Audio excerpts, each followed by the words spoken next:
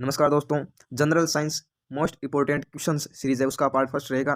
इसके अंतर्गत अपन अध्ययन करेंगे जो राजस्थान कंपटीशन एग्जाम है उसमें जनरल साइंस के जितने भी टॉपिक्स हैं उसके बारे में अध्ययन करेंगे। इसके अलावा अदर जो कंपटीशन एग्जाम है जिसमें जनरल साइंस है उसमें जो क्वेश्चन आते हैं वो भी इसके अंदर लेकर आया हूँ। तो दोस्तों, आपके अपने YouTube channel Prince education expert से एंड तक जुड़े रहना और इस चैनल को ज़्यादा से ज़्यादा शेयर करना।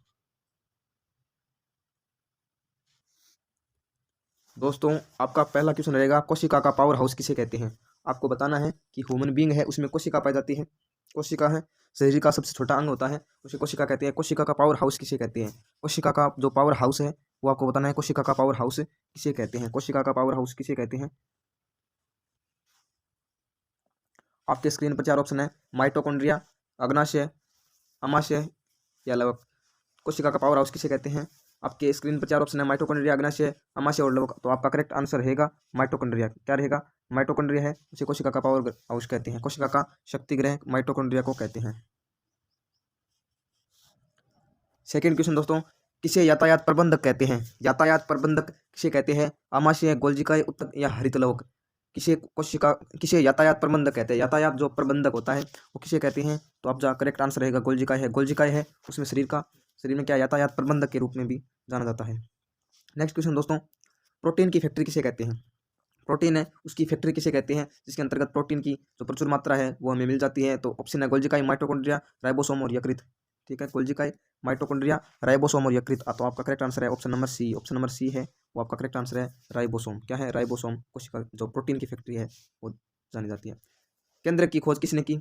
स्वान ने, रॉबर्ट ब्राउन ने, अल्टमैन ने या डू विडे ने। तो आपका करेक्ट आंसर है रॉबर्ट ब्राउन है। उन्होंने क्या है? केंद्र की खोज की। केंद्रक है कोशिका है, कोशिका के अंतर्गत पाया जाता है जिसे केंद्रक कहते हैं। केंद्रक है, क्या कहते हैं?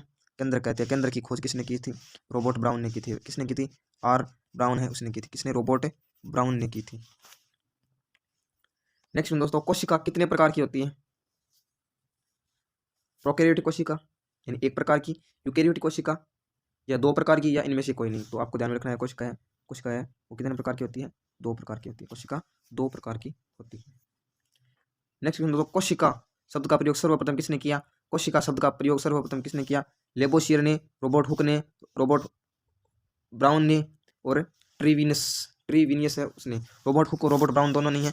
ऑप्शन नंबर बी है उसमें रॉबर्ट ब्राउन है। मिस्टेक हो गया थोड़ा, रॉबर्ट ब्राउन। तो पीछे हमने देखा रॉबर्ट जो ब्राउन थे उनके बारे में अभी अपने देखा है रॉबर्ट ब्राउन है। रॉबर्ट ब्राउन ने उन्होंने क्या केंद्र की खोज की थी। किसकी खोज की थी? केंद्र की खोज की। तो जो कोशिका है वो शब्द सर्वप्रथम किसने लिया था? ऑप्शन नंबर सी है, रॉबर्ट हुक ने लिया। किसने लिया? रॉबर्ट हुक है। उन्होंने सर्वप्रथम कोशिका जो शब्द है वो काम में लिया था। नेक्स्ट दोस्तों, कोशिका के अध्ययन को क्या कहते हैं? कोशिका के अध्ययन को क्या कहते हैं?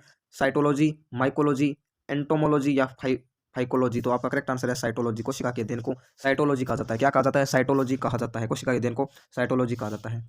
नेक्स्ट दोस्तों, आधुनिक वर्गीकरण का पिता किसे कहते हैं? आधुनिक वर्गीकरण का पिता किसे कहते हैं? मेंडल को, डार्विन को, डी बार्गली और लीनियस है। तो आपका करेक्ट आंसर है ऑप्शन नंबर डी है, लीनियस है उसे आधुनिक वर्गीकरण का पिता कहते हैं। आधुनिक जो वर्गीकरण है उसका पिता किसे कहते हैं? लीनियस को कहते हैं। ठीक है। नेक्स्ट क्वेश्चन दोस्तों, जंतु विज्ञान के जनक किसे कहते हैं? जंतु विज्ञान के जनक किसे कहते हैं? ट्रेविनस, प्लूटो, मेंडल या अरस्तु। तो अरस्तु है उसे जंतु विज्ञान का पिता कहते हैं। अरस्तु को किन्हें? अरस्तु को जंतु विज्ञान का पिता कहते हैं। अरस्तु को जंतु विज्ञान का पिता कहते हैं। जंतु विज्ञान का पिता किसे कहते हैं? अरस्तु को जंतु विज्ञान का पिता कहते हैं। ध्यान में रखना है आपको। नेक्स्ट क्वेश्चन है दोस्तों, जीव विज्ञान शब्द सबसे पहले प्रयोग किसने किया? जीव विज्ञान है जो जीव विज्ञान है, बायोलॉजी है, बायोलॉजी शब्द है जीव विज्ञान। बायोलॉजी शब्द सर्वप्रथम किसने उपयोग में लिया था? स्लाइडेन और स्वान ने, हुक और कुक ने, लेमार्क और ट्रेविनर्स ने, या इनमें से कोई नहीं। तो आपका ऑप्शन नंबर सी है वो आपका करेक्ट आंसर रहेगा। ठीक है। नेक्स्ट क्वेश्चन है दोस्तों, शरीर की सबसे बड़ी ग्रंथि कौन सी है? अग्नाशय, यकृत, थायराइड या लार ग्रंथि। तो आपका करेक्ट आंसर है यकृत है वो शरीर की सबसे बड़ी ग्रंथि मानी जाती है। यकृत है वो शरीर की सबसे बड़ी ग्रंथि मानी जाती है। याद रखना, यकृत है वो शरीर की सबसे बड़ी ग्रंथि मानी जाती है।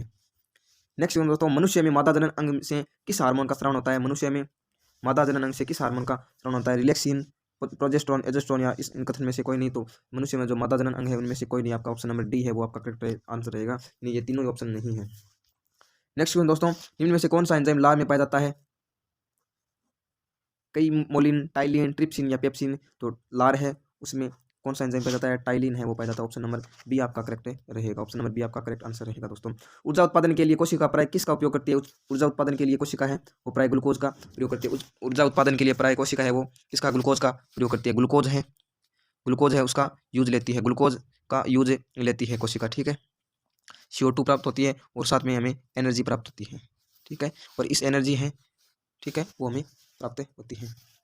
नेक्स्ट है एनोस्मिया कहते हैं। एनोस्मिया किसे कहते हैं? उष्मा संवेदन की कमी को, स्पर्श संवेदन की कमी को, घ्राण संवेदन की कमी को या स्वाद संवेदन की कमी। तो घ्राण संवेदन की कमी को क्या कहते हैं? एनोस्मिया। दोस्तों वनस्पति विज्ञान के जनक किसे कहते हैं? वनस्पति विज्ञान के जनक किसे कहते हैं? अरस्तु, पुरकिंजे, डार्विन या थियोफ्रैक्टस। तो थियोफ्रैक्टस है, उन्हें वनस्पति विज्ञान का जनक कहा जाता है। नेक्स्ट दोस्तों जीव विज्ञान के जनक किसे कहते हैं? जीव विज्ञान के जनक है वो किसे कहते हैं? अरस्तु है, उन्हें जीव विज्ञान का जनक कहा जाता है। अरस्तु को जीव विज्ञान का जनक कहते हैं। उच्च रक्तचाप की अवस्था को क्या कहते हैं? उच्च रक्तचाप की अवस्था को क्या कहते हैं? पक्षघात, हाइपरटेंशन, हाइपोटेंशन क्या कहते हैं? तो हाइपरटेंशन क्या है? हाइपरटेंशन कहते हैं। ऑप्शन नंबर बी आपका करेक्ट आंसर रहेगा। नेक्स्ट दोस्तों पौधे में गैसों का आदान प्रदान क्या के लिए क्या है? पौधों में गैसों का आदान प्रदान के लिए रहते हैं तना, टहनी, रंध्र और जड़। तो रंध्र होते हैं वो है पौधे में क्या है? गैसों का आदान प्रदान के लिए उत्तरदायी होते हैं। गोल्डन दान में सर्वाधिक मात्रा होती है विटामिन ए की, विटामिन बी की, विटामिन सी की और विटामिन डी की। आपका करेक्ट आंसर है विटामिन ए है। गोल्डन राइस है या गोल्डन धान है, उसमें मात्रा होती है। नेक्स्ट दोस्तों बॉटनी शब्द की उत्पत्ति किस भाषा में की गई? तो आपके स्क्रीन पर ऑप्शन है फ्रेंच, ग्रीक या पुर्तगाली या लैटिन। तो आपका करेक्ट आंसर रहेगा ग्रीक भाषा में की गई थी। नेक्स्ट दोस्तों कोशिका नाम किस जीव विज्ञान के वैज्ञानिक ने सर्वप्रथम दिया? ब्राउन ने, ल्यूवेन हुक ने, रॉबर्ट हुक या फ्लेमिंग ने? तो रॉबर्ट हुक है, उन्होंने सर्वप्रथम क्या है? जीव वैज्ञानिक ने सर्वप्रथम कोशिका नाम का प्रयोग किया गया। नेक्स्ट दोस्तों कोशिका का ऊर्जाग्रह किसे कहते हैं? कोशिका का ऊर्जाग्रह है माइटोकॉन्ड्रिया को कोशिका का पावर हाउस कहते हैं। किसे कहते हैं? माइटोकॉन्ड्रिया। कोशिका में प्रोटीन संश्लेषण कहाँ होता है? कोशिका में प्रोटीन संश्लेषण है वो कहाँ होता है? ऑप्शन है आपकी स्क्रीन पर, ऑप्शन दिए हुए हैं। सेंट्रोसोम, माइटोकॉन्ड्रिया, राइबोसोम या गोल्जी का। ऑप्शन नंबर सी आपका करेक्ट आंसर है राइबोसोम। किसे कहते हैं? राइबोसोम को कहते हैं। दोस्तों वीडियो से एंड तक जुड़े रहने का धन्यवाद। आपका दिन शुभ रहे।